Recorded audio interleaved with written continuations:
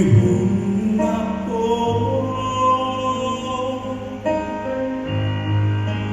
nàng nên chúa anh kiềm tôi sẽ ôm mà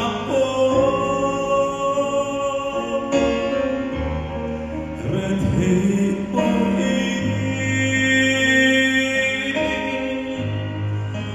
nàng nên chúa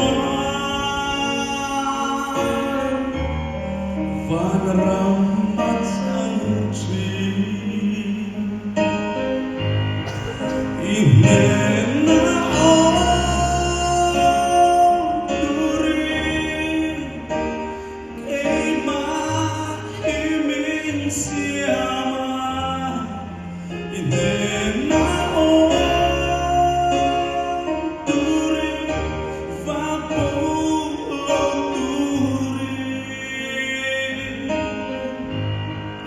Idelo Tuhan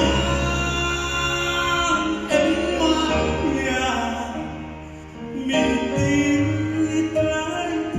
Lohe Kefangkina Oh Nang Chau Ini Nang Nem Tuhan Khối hôn ngập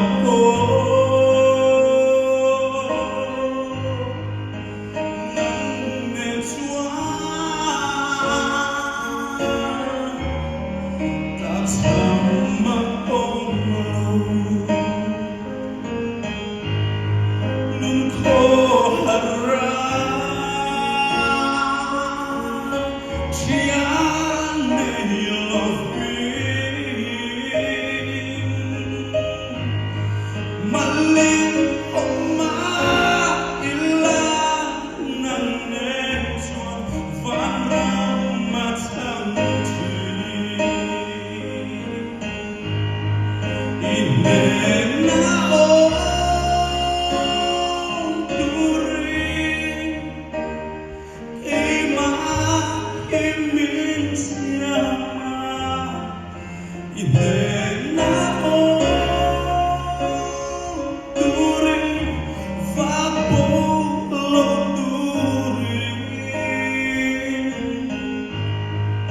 Idelo Tuhan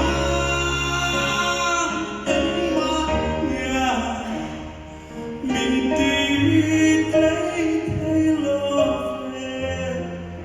Kefangkina Oh Nang Chau Ini Oh